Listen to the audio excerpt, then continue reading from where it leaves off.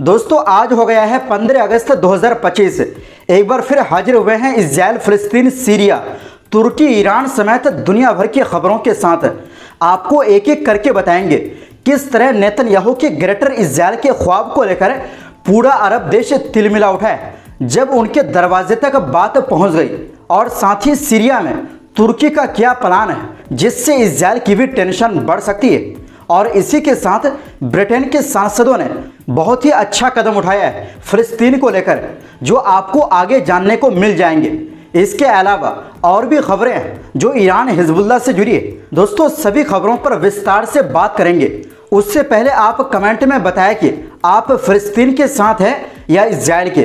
तो सबसे पहले खबर मैं आपको बताऊंगा दोस्तों, इजरायली प्रधानमंत्री बेंजामिन नेतन्याहू ने हाल ही में एक इंटरव्यू में कहा कि वो ग्रेटर इजराइल के विजन से बहुत जुड़े हैं और इसे अपना ऐतिहासिक और आध्यात्मिक मिशन मानते हैं। इस विचार में वेस्ट बैंक, गाजा, सीरिया का गोलान हाइट्स और कुछ मामलों में मिस्र का सीनाई इलाका और जोर्डन के हिस्से भी शामिल माने जाते हैं। यही नहीं, बताया जा रहा है कि इसमें सऊदी अरब, लेबनान, इराक और भी देश इस नक्शे में शामिल है। मतलब सभी अरब देशों का छोटा सा ही टुकड़ा सही इस ग्रेटर इजराइल के प्लान में शामिल है। इस बयान से पूरे अरब जगत तिलमिला उठा है, क्योंकि अरब देशों को लग रहा था कि फिलिस्तीनी रेजिस्टेंस ग्रुप के खत्म होने के बाद लड़ाई खत्म हो जाएगी, इजराइल का जुल्म बंद हो जाएगा, अरब में शांति आ जाएगी। लेकिन गाजा की लड़ाई खत्म होने से पहले ही नेतन्याहू की इस भड़काऊ बयान से अरब देशों की भी टेंशन बढ़ गई, क्योंकि बात अब उसके दरवाजे तक पहुंच चुकी है। यानी सीधा सीधा उनके वजूद खतरे में नजर आ रहा है। यही वजह है कि कई देशों ने इसे दूसरे देशों की संप्रभुता के लिए खतरा और अंतर्राष्ट्रीय कानून का उल्लंघन बताया। दोस्तों सबसे पहले हम बात करते हैं मिस्र की। मिस्र ने कहा कि ऐसे बयान शांति की कोशिशों को कमजोर करते हैं और पूरे इलाके में माहौल खराब हो सकते हैं। उनका मानना है कि असली रास्ता है गाजा पर युद्ध खत्म करना, बातचीत फिर से शुरू करना और आज़ाद फिलिस्तीनी राज्य बनाना। वहीं जोर्डन ने इसे खतरनाक और उकसाने वाला बयान बताया, जो संयुक्त राष्ट्र चार्टर और अंतर्राष्ट्रीय कानून के खिलाफ है। उन्होंने कहा कि इजराइल के चरमपंथी नेताओं के ऐसे दावे हिंसा और संघर्ष को बढ़ावा देते हैं। वहीं इराक के विदेश मंत्रालय ने कहा कि नेतन्याहू की बातें किसी भी देश की संप्रभुता के खिलाफ खुली उकसावेबाजी और संयुक्त राष्ट्र चार्टर का उल्लंघन है। इराक ने चेतावनी दी कि ये विस्तारवादी सोच पूरे वेस्ट एशिया की शांति और सुरक्षा को खतरे में डाल रही है। उन्होंने मुस्लिम, अरब और दुनिया के सभी देशों से अपील की कि इस खतरनाक एजेंडा को रोकने के लिए एकजुट होकर कदम उठाएं। वहीं फिलिस्तीनी अथॉरिटी ने कहा कि नेतन्याहू की बातें फिलिस्तीनी हक की अनदेखी है और ये पूरे क्षेत्र के लिए खतरा है। उन्होंने फिर से 1967 की सीमाओं के आधार पर स्वतंत्र फिलिस्तीनी राज्य और पूर्वी यरूशलेम को राजधानी बनाने की मांग की। यमन ने भी इसे अंतर्राष्ट्रीय कानून और संयुक्त राष्ट्र के फैसलों का खुला उल्लंघन बताया और चेतावनी दी कि ऐसी नीतियां तनाव और अस्थिरता बढ़ाएंगी। कतर ने कहा कि नेतन्याहू का बयान इजरायली कब्जे की घमंडी और उकसाने वाली सोच को दिखाता है। वहीं सऊदी अरब ने इस विस्तारवादी सोच को खारिज करते हुए कहा कि फिलिस्तीनी लोगों को अपने स्वतंत्र और संप्रभु राज्य का पूरा हक है। सऊदी अरब ने कहा कि दुनिया को इजराइल के इस जिद्दी कब्जे और खुले उल्लंघनों के खिलाफ कदम उठाना चाहिए, क्योंकि ये दूसरे देशों की आज़ादी छीनते हैं और पूरे इलाके वो दुनिया की शांति सुरक्षा को खतरे में डालते हैं। अरब लीग ने इसे अरब देशों की सामूहिक सुरक्षा के लिए गंभीर खतरा बताया। नेतन्याहू के बयान को अरब देशों के हिस्से हड़पने की कोशिश बताया। इस्लामी सहयोग संगठन ओआईसी ने कहा कि ये बयान इजराइल की अंतर्राष्ट्रीय जिम्मेदारियों से बचने की कोशिश है और फिलिस्तीनी लोगों के आत्मनिर्णय और स्वतंत्र राज्य के अधिकार का उल्लंघन है। हमास ने कहा कि ये बयान बताते हैं कि ये फांसीवादी शासन पूरे क्षेत्र के देशों और जनता के लिए खतरा है। दोस्तों अक्टूबर 2023 से इजराइल गाजा पर बड़े पैमाने पर हमला कर रहा है, जिसमें अब तक 61,700 से ज्यादा फिलिस्तीनी मारे गए, जिनमें लगभग आधी संख्या औरतों और बच्चों की है। इसी बीच इजरायली सेना गाजा सिटी पर कब्जे की योजना के तहत 80,000 से 1 लाख रिजर्व सैनिकों को बुलाने की तैयारी कर रहा है। स्थानीय मीडिया के मुताबिक प्रधानमंत्री बेंजामिन नेतन्याहू की इस योजना को पिछले हफ्ते सुरक्षा कैबिनेट ने मंजूरी दी थी, जिस पर दुनिया भर से कड़ी आलोचना हो रही है। इजरायली अखबार यदिओत अहरोनोत के अनुसार चीफ ऑफ स्टाफ इयाल जमीर ने इस कब्जे की मुख्य रूपरेखा को मंजूरी दी। अब आने वाले दिनों में ऑपरेशन के विवरण और टाइम टेबल पर चर्चा होगी। ये अभियान 2026 के अंत तक चल सकता है। दोस्तों, आगे की खबर बताने से पहले आप सभी दोस्तों को 15 अगस्त की बहुत बहुत मुबारकबाद, क्योंकि ये हमारा आज़ादी का दिन है। आप भी दुआ कीजिए कि हम जिस तरह अंग्रेज़ों से आज़ाद हुए थे, इसी तरह फिलिस्तीन भी इजरायली कब्जे से आज़ाद हो जाए। खैर, अब बात करते हैं अगली खबर की।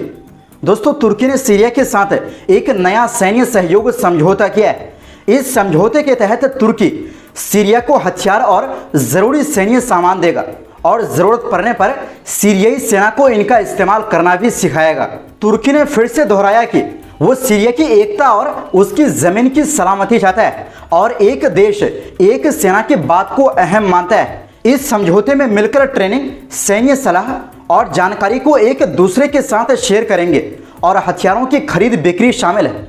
ऐसे में ये इजराइल की टेंशन बढ़ा सकती है, क्योंकि सीरिया की हिफाजत के लिए भी उसे सुरक्षा की ज़रूरत है, क्योंकि इजराइल आज़ादी से अभी सीरिया में घुसपैठ करने में कामयाब हो जाते हैं। दरअसल पिछले साल बशर अल असद की सत्ता से विदाई के बाद से तुर्की सीरिया का अहम सहयोगी बना हुआ है और सेना को दोबारा संगठित करने, देश का पुनर्निर्माण करने और सुरक्षा मजबूत करने में मदद का वादा कर रहा है।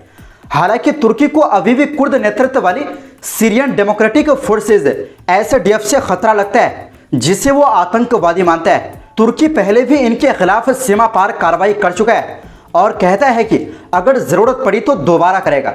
फिलहाल तुर्की की सेना उत्तर सीरिया में मौजूद है और वहां के बड़े हिस्से पर कंट्रोल रखती है। SDF जो उत्तरी पूर्वी सीरिया के बड़े इलाके पर काबिज है, तुर्की के लिए सुरक्षा चिंता का बड़ा कारण बनी हुई है। वहीं दूसरी ओर दोस्तों, ब्रिटेन के कई सांसदों ने प्रधानमंत्री कीर स्टारमर को एक सख्त चिट्ठी लिखी, जिसमें उन्होंने गाजा में इजरायल की नस्लकुशी जैसी कार्रवाई पर तुरंत कदम उठाने और इजरायली राजदूत को देश से निकालने की मांग की है, जो कि एक काबिल तारीफ है। ये चिट्ठी लेबर, ग्रीन पार्टी, SNP और परेड कमरी के दर्जन से ज़्यादा सांसदों ने मिलकर लिखी है। सांसदों ने कहा कि ये नेतन्याहू की गाजा पर पूरी तरह कब्जा करने के इरादे से हैरान और गुस्से में है। उन्होंने लिखा कि गाजा पहले ही लगभग पूरी तरह तबाह हो चुका है, वहाँ के लोगों को भूखा रखा जा रहा है और हजारों नागरिक, जिनमें बहुत बड़ी संख्या बच्चों की है, मारे जा चुके हैं। सांसदों के मुताबिक संयुक्त राष्ट्र, राहत संगठनों और कानूनी विशेषज्ञों की रिपोर्टिंग साबित करती है कि इजरायल की कार्रवाई जानबूझकर और नतीजों में दोनों तरह से नस्लकुशी के बराबर है। उन्होंने ये भी आरोप लगाया कि इजरायल अंतर्राष्ट्रीय अदालत के आदेशों को नज़रअंदाज कर रहा है, जिसमें उसे गाजा पर हमला रोकने और नरसंहार से बचने के लिए कहा गया था। दोस्तों, चिट्ठी में ब्रिटिश सरकार से जो मांग की गई है वो इस तरह है: इजरायली राजदूत को देश से निकाला जाए, इजरायल पर हथियारों की पूरी तरह पाबंदी लगे, गाजा की नाकाबंदी और कब्जा खत्म होने तक व्यापारिक सुविधाएं रोकी जाए, युद्ध अपराधों की जांच में मदद दी जाए, गाजा में तुरंत खाने पीने का सामान भेजी जाए और विदेशी पत्रकारों को वहां जाने की इजाज़त दिलाई जाए। सांसदों ने कहा, अगर हम नरसंहार के सामने चुप रहे तो ये न्यूट्रल नहीं बल्कि इस गुनाह का हिस्सेदार होंगे। वहीं दूसरी ओर दोस्तों, ईरान के सुप्रीम नेशनल सिक्योरिटी काउंसिल के सेक्रेटरी अली लारिजानी गुरुवार को बेरूत में हिजबुल्लाह के जनरल सेक्रेटरी शेख नईम कासिम से मिले। इस मुलाकात में नईम कासिम ने लेबनान को ज़ायोनी शासन के खिलाफ लड़ाई में लगातार साथ देने के लिए ईरान का शुक्रिया अदा किया और कहा कि ईरान हमेशा लेबनान की एकता, दोस्ती, संप्रभुता और आज़ादी के साथ खड़ा है। उन्होंने ईरान लेबनान के भाईचारे को पूरे क्षेत्र में स्थिरता और मज़ाहमत यानी रेजिस्टेंस का आधार बताया।